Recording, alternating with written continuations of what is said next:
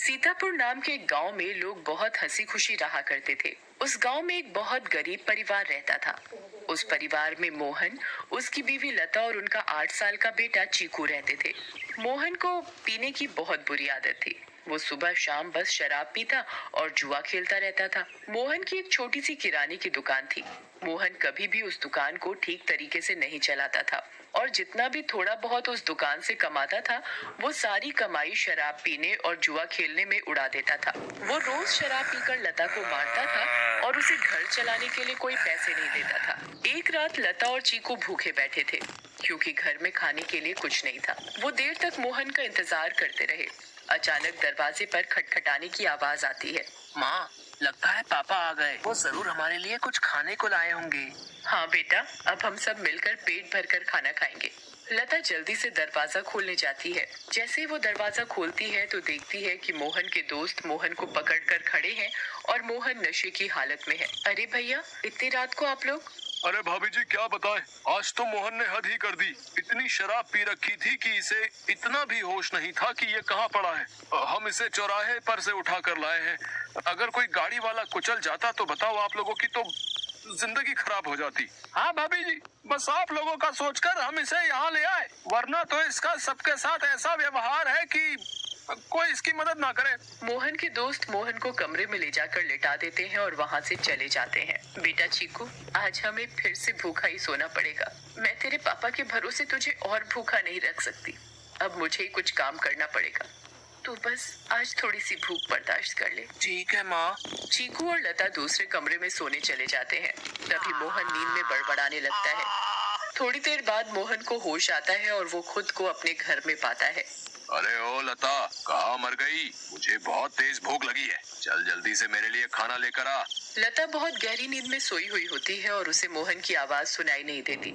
मोहन 4-5 बार आवाज देता है पर लता नहीं उठती। मोहन गुस्से से लाल हो जाता है और कमरे में रखे एक मोटे से डंडे को उठाता है और दूसरे कमरे में जाता है जहां लता और चीकू सो रहे होते हैं। वो डंडे से लता को बुरी तरह पीटने लगता है। लता अचानक नींद से उठ खड़ी होती है। बचाओ बचाओ, मुझे मत मारो। मैंने क्या किया? मेरी क्या गलती है जो आप मुझे ऐसे बुरी तरह मार रहे हो? मैं आधे घंटे से आवाज दे रहा हूँ कि मुझे खाना दे दे और तू यहाँ घोड़े बेचकर सो रही है, हैं? ऊपर से मेरे साथ जुबान लड़ा रही है। मोहन लता को बहुत मारता है।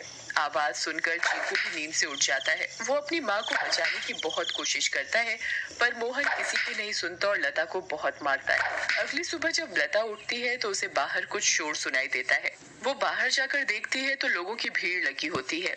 लता पास जाती है और पूछती है, क्या हुआ रजनी भाभी? अरे तुम्हें नहीं पता क्या? क्या नहीं पता, बताओ क्या हुआ? यही कि चंपा के पति को कल रात एक चुड़ैल उठाकर ले गई। क्या? ये कैसी बातें कर रही हो भाभी आप? चुड़ैल वुड़ैल कुछ नहीं होता। आप भी किसी की बातों पर यकीन कर रहे हो।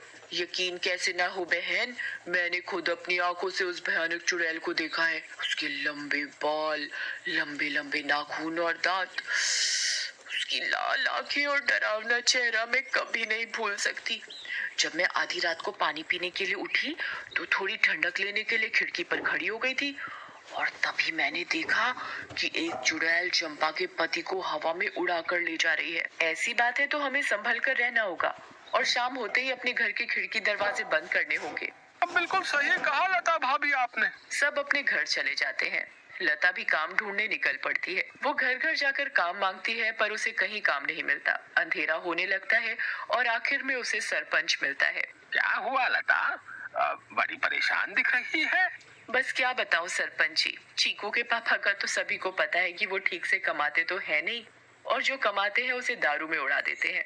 इसीलिए मैं ही काम ढूंढ रही हूँ ताकि अपना और अपने बच्चे का पेट भर सकूं। ऐसी बात है तो मेरे पास एक काम है। मेरी माँ बहुत बड़ी हो गई है और बिल्कुल चल फिर नहीं सकती। मैं उनकी देखभाल के लिए किसी को देख रहा था। पर अगर तुम चाहो तो तुम ये काम कर सकती हो। मैं तुम्हें महीने के 2,000 रुपए दूंगा। आपका बहुत बहुत धन्यवाद। बस एक दिक्कत है कि तुम्हें देर रात तक रुकना होगा, जब तक कि वो सो नहीं जाती। मुझे मंजूर है सरपंच जी। ये लो फिर 500 रुपए और कल से आ जाना। लता खुशी खुशी घर जाती है और ये बात चीकू को बताती है। दोनों बहुत खुश हो जाते हैं। तभी वहाँ मोहन आ जाता है। क्या बात है? किस बात की इतनी खुशी मनाई जा रही है? मुझे उनकी बड़ी माँ का ध्यान रखना होगा, जिसके बदले वो मुझे पूरे 2000 रुपए देंगे। तो कहीं भी जाकर मर, मुझे कोई फर्क नहीं पड़ता, बस मुझे दारू पीने के लिए पैसे मिलने चाहिए। तभी मोहन को लता के हाथ में कुछ पैसे दिखते हैं। मोहन वो पैसे लता से छीन लेता है। लता बहुत रोती है और अपने पैसे मांगती है, पर मोहन उसकी एक नहीं सुनता और दारू पीने चला जाता है। लता उन पैसों में से कुछ पैसे अपने पल्लू में पहले से ही बांध लेती है, जिसका वो घर का राशन ले आती है। उस दिन लता और चीकू पेट भरकर खाना खाते हैं, चैन की नींद सोते हैं। दूसरी ओर चुड़ैल का आतंक शुरू हो जाता है। वो आसमान से आती है और गाँव वालों के घरों के ऊपर उड़ती रहती है। वो कभी किसी के घर के ऊपर तो कभी किसी और के घर के ऊपर अपने शिकार की तलाश में उड़ती रहती है। अब मैं अपना शिकार करूंगी। किसको लेकर जाऊं आज अपने साथ? किसको? बहुत देर तक चुड़ैल को कोई दिखाई नहीं देता। लगता है इस गांव के आदमी बहुत चालाक हो गए। अब इन्होंने रात को निकलना ही बंद कर दिया। अगर ऐसा रहा तो मैं अपना शिकार कैसे करूंगी? किसको लेकर जाऊं अपने साथ? किसको लेकर जाऊंगी अपने साथ? तभी भोला रात को घर के बाहर आता है और रस्सी पर सूख रहे कपड़े उतार कर इकट्ठे करने लगता है। चुड़ैल की नजर भोला पर पड़ती है। मिल गया मेरा शिकार। चुड़ैल भोला पर हमला करती है। वो उसे एक हाथ से पकड़ती है और अपने साथ हवा में उड़ाकर ले जाती है। बचाओ, बचाओ, मुझे छोड़ दो, जाने दो मुझे। तू तो मेरा आज का शिकार है, ऐसे कैसे छोड़ दूं? तभी भोला की बीवी बाहर भोला को देखने आती है। उसे भोला घर के बाहर कहीं नहीं दिखता, पर फिर उसकी नजर ऊपर जाती है और वो देखती है कि चुड़ैल उसके पति को लेकर जा रही है। रेखा ये सब देखकर बेहोश ही हो जाती है और सुबह जाकर उसे होश आता है। होश आते ही वो अपने पति को हर तरफ ढूंढने लगती है, पर वो कहीं नहीं मिलता। वो यहाँ वहाँ पागलों की तरह भागती है और चिल्ला रही है। तभी गांव के लोग इकट्ठे हो जाते हैं। क्या हुआ रेखा भाभी? अगली सुबह जब लता उठती है तो उसे फिर से घर के बाहर कुछ लोगों का शोर सुनाई देता है। लता बाहर जाती है। क्या हुआ रजनी भाभी, आज किस बात का शोर हो रहा है? अरे लता, कल रात चुड़ैल रेखा के पति को उठा कर ले गई। रेखा का तो रो रो कर बुरा हाल है। बेचारी रेखा भाभी। पर मुझे ये समझ नहीं आ रहा कि वो चुड़ैल हर रात किसी के पति को ही क्यों उठा कर ले जाती है। सही कहा लता भाभी, हमें इस बात का जल्द से जल्द पता लगाना होगा। सभी लोग मिलकर एक तांत्रिक के पास जाते हैं और सारी बात बताते हैं।